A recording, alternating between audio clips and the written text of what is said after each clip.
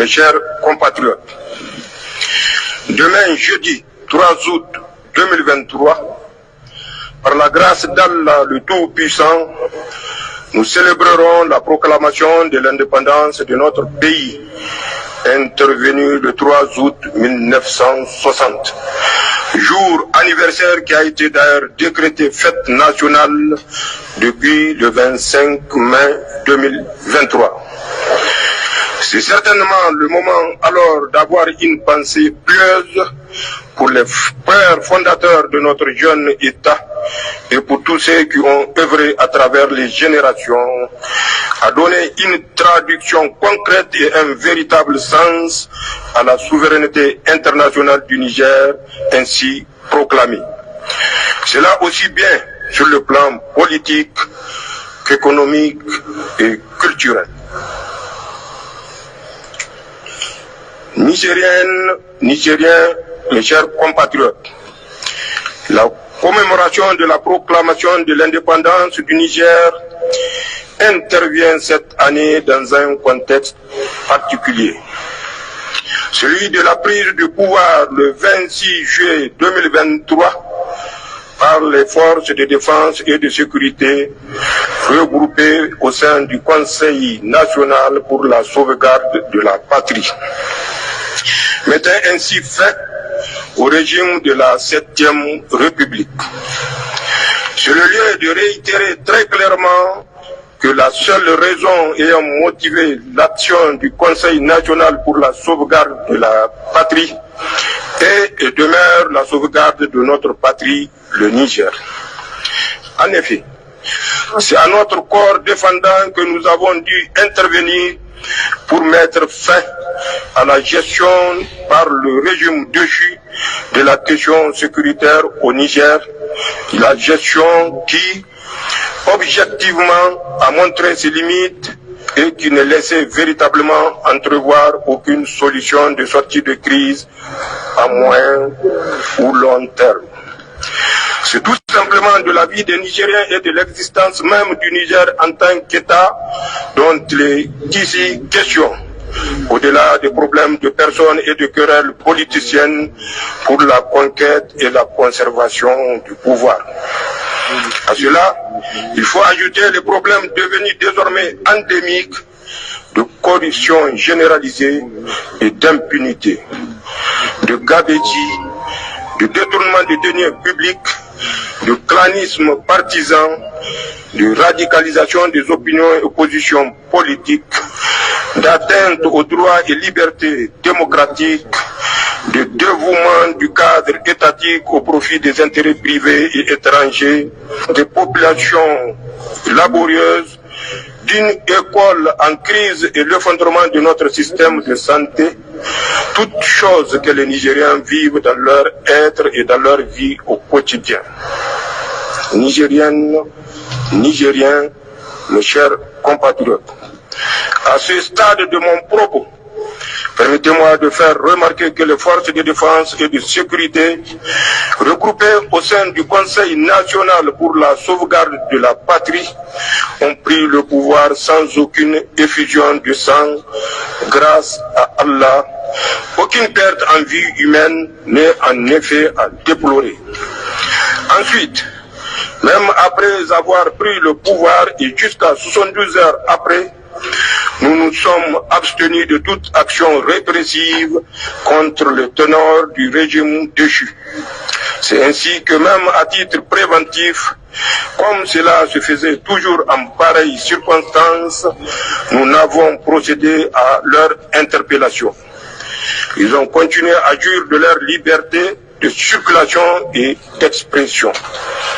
Enfin, par devoir envers le peuple nigérien et conscient de la gravité du moment que vit notre pays, nous sommes toujours restés avec humilité à l'écoute de toutes les parties concernées et ouverts au dialogue pour qu'une fois l'émotion passée chez les uns et les autres, nous puissions ensemble créer les conditions d'une transition apaisée devant déboucher dans un délai relativement court et raisonnable à des élections générales, mais surtout une meilleure approche dans notre lutte contre le terrorisme et les autres maux économiques et sociaux qui minent le développement du Niger. Nigériennes, Nigériens, mes chers compatriotes, ces gestes d'apaisement et ces gages de responsabilité, cette volonté de ne pas réprimer de façon arbitraire les teneurs du régime déchu, car cela relève des seules prérogatives de la justice nigérienne, ce souci constant de ne pas ajouter des difficultés supplémentaires au quotidien du Nigérien ont été assurément mal interprétés et exploités par tous ceux qui, par égoïsme et par manque de patriotisme, pensent pouvoir encore déstabiliser la transition en cours dans notre pays. En effet, ils ont ainsi cru voir en notre retenue des hésitations dans notre action. Ils ont cru voir une absence de cohésion entre les forces de défense et de sécurité. Ils ont cru voir de supposées connivences avec tel ou tel acteur, voire une absence de vision globale des enjeux et des perspectives. Seulement, le temps a jusqu'ici permis d'apporter un ferme démenti à leurs allégations mensongères, mais surtout aux Nigériens de comprendre le sérieux et la sincérité de notre action salutaire pour Nigériennes, Nigériens, mes chers compatriotes. D'abord, toutes les forces de défense et de sécurité ont adhéré à notre action. Cela à travers leurs commandements respectifs, comme l'atteste le communiqué de l'état-major des armées en date du 27 juillet 2023 et la présence de tous les chefs militaires nigériens à nos côtés. Non, les forces de défense du Niger ne vont jamais se diviser et s'entretuer pour des basses raisons politiciennes. Notre grande famille de forces de défense et de sécurité est le creuset de l'unité nationale du Niger et c'est tous ensemble que nous faisons face à l'ennemi sur le terrain et souvent au prix du sacrifice suprême. Ensuite, le fier peuple du Niger a toujours fait corps avec son armée et l'ensemble des forces de défense et de sécurité. Les forces de défense et de sécurité sont l'émanation profonde du peuple nigérien qui sait pouvoir compter sur elles dans les moments les plus difficiles. Non, le peuple nigérien ne va jamais se soulever contre ses forces de défense et de sécurité, ses propres fils. Enfin, les populations du Niger ont une vieille tradition de vivre ensemble et de coexistence pacifique. Le brassage ethnique et social, le lien de cousinage, nos valeurs traditionnelles africaines et surtout religieuses constituent le ciment de notre unité nationale. Nigériennes, Nigériens, mes chers compatriotes, comme vous pouvez le constater, aucun facteur politique interne ne s'oppose véritablement à l'action salutaire du Conseil national pour la sauvegarde de la patrie. Au Niger, cette action suscite plutôt l'espoir d'un véritable changement d'approche dans notre lutte contre le terrorisme et une gestion patriotique et souveraine de notre État. Aussi, je m'engage solennellement à donner corps à cet espoir et à ne jamais trahir les aspirations du peuple nigérien, seul d'une vie meilleure, un espace nigérien et sous-régional sécurisé. S'agissant enfin de la mise en place de notre nouveau gouvernement et de la poursuite de la transition, soyez rassurés, Inch'Allah, avec votre ferme soutien, nous, le peuple souverain du Niger, rien n'ébranlera notre marche résolue au service du Niger. Je vous demande donc de faire entièrement confiance au Conseil national pour la sauvegarde de la patrie sur ce point. Nigériennes, Nigériens, mes chers compatriotes, à la vérité, ce ne sont pas les Nigériens qui s'opposent à la prise de pouvoir par le Conseil national pour la sauvegarde de la patrie. Nos compatriotes, dans leur écrasante majorité, ont plutôt accordé leur soutien au Conseil national pour la sauvegarde de la patrie. En effet, depuis le 26 juillet 2023, ils se sont souvent de façon spontanée mobilisés par milliers en faveur du Conseil national pour la sauvegarde de la patrie et de nos vaillantes forces de défense et de sécurité. Les oppositions viennent plutôt de quelques individus qui pensent avoir un droit particulier sur l'État nigérien et qui sont en lien avec certains lobbies et des puissances étrangères. Mais elles viennent surtout de certains de nos partenaires dans la lutte contre le terrorisme et de certains chefs d'État de notre sous-région qui sont en train d'instrumentaliser nos institutions communautaires à des fins égoïstes et lobbyistes. Nigériennes, Nigériens, mes chers compatriotes, s'agissant de certaines puissances étrangères partenaires, comme l'écrasante majorité du peuple nigérien, nous avons été surpris par leur empressement à condamner la prise de pouvoir par le Conseil national pour la sauvegarde de la patrie, à prononcer des sanctions contre le Niger et son peuple et à mettre fin de fait à leur coopération sécuritaire.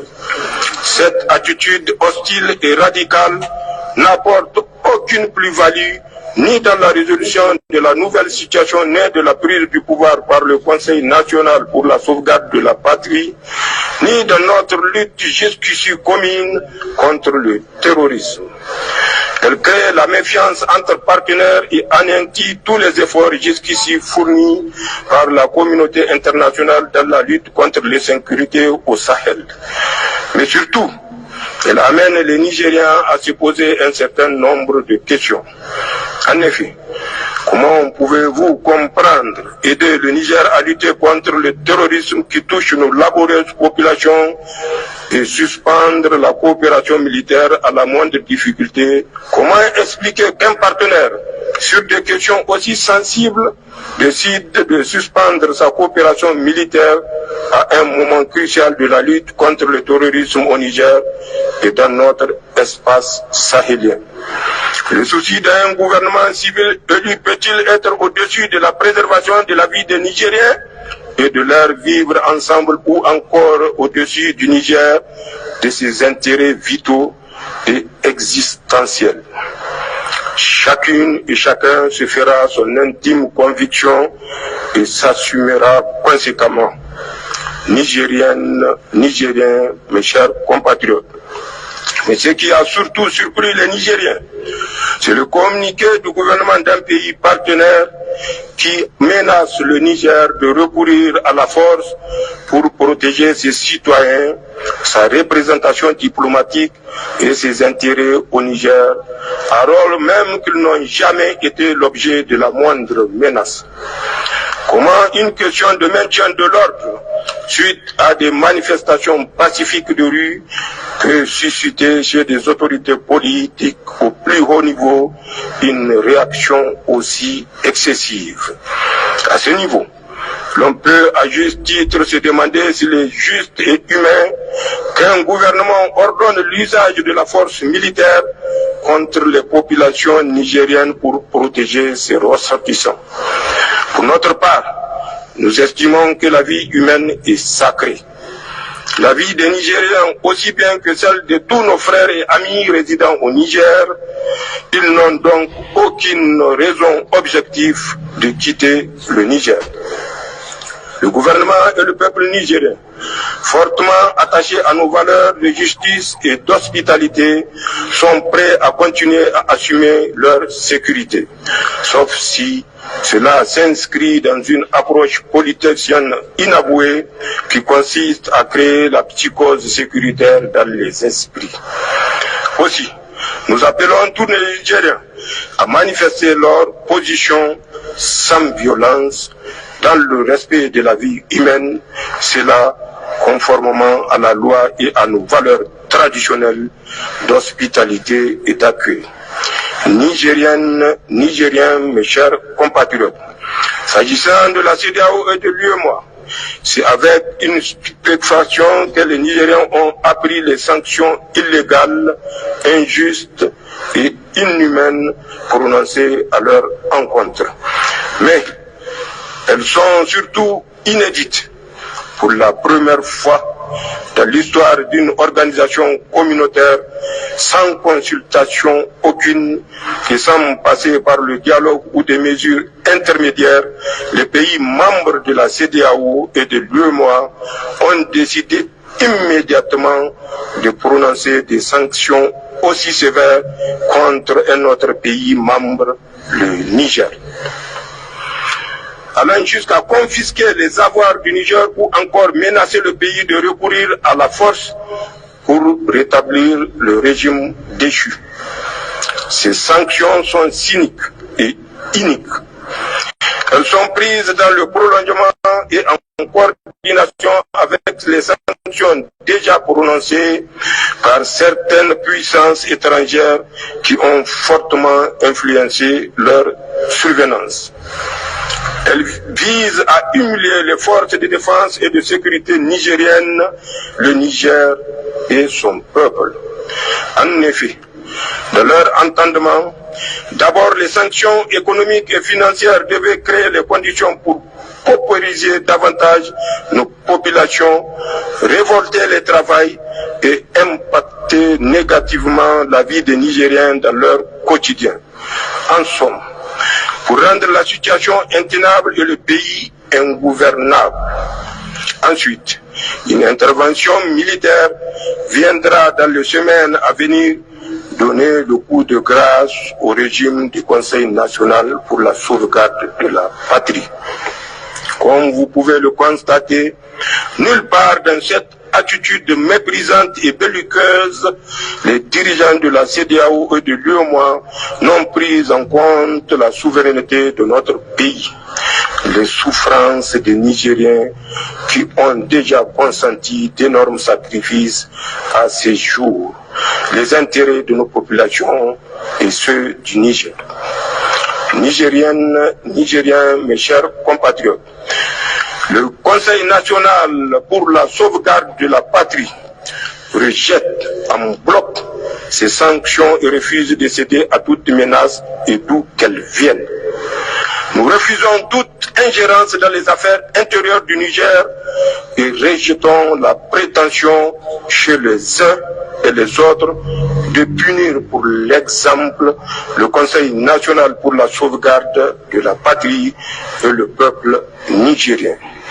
Nous en appelons donc au peuple nigérien dans son ensemble et son unité pour faire échec à tous ceux qui veulent infliger d'indicibles souffrances à nos laborieuses populations et déstabiliser notre pays. Nigériennes, Nigériens, mes chers compatriotes, c'est donc le moment par devoir de vérité de vous dire que les semaines et les mois à venir seront certainement difficiles pour notre pays. Ceux qui s'opposent à nous sont sans limite lorsqu'il s'agit de défendre leurs intérêts égoïstes. Ils ne s'arrêteront que face à la ferme détermination du peuple nigérien à défendre ses intérêts et sa souveraineté. Ils ne s'arrêteront que face à un peuple uni et solidaire mené par des dirigeants patriotes. Ils ne s'arrêteront que face à notre résilience et notre engagement à défendre notre dignité, notre liberté et notre pays. Alors, s'ils devraient aller jusqu'au bout de leur logique destructrice, puisse Allah veiller sur le Niger et faire en sorte que c'est le dernier grand combat que nous allons mener ensemble pour une véritable indépendance de notre pays. Nigériennes, Nigériens, mes chers compatriotes, pour terminer mon propos, j'aimerais témoigner aux républiques sœurs du Burkina Faso, de la Guinée et du Mali notre profonde gratitude pour leur solidarité fraternelle agissante. J'aimerais également remercier tous les États amis et partenaires sincères ainsi que tous les autres amis du Niger qui nous ont jusqu'ici témoigné leur solidarité agissante et leur ferme soutien en cette étape difficile de l'histoire de notre pays. Les Nigériens n'oublieront jamais leur soutien historique et ne baisseront jamais la tête face à ceux qui veulent détruire notre pays comme ils l'ont déjà fait en Libye et dans d'autres pays encore. Vive le Conseil national pour la sauvegarde de la patrie, vive les forces de défense et de sécurité, vive le peuple fier et souverain du Niger, vive le Niger, je vous remercie.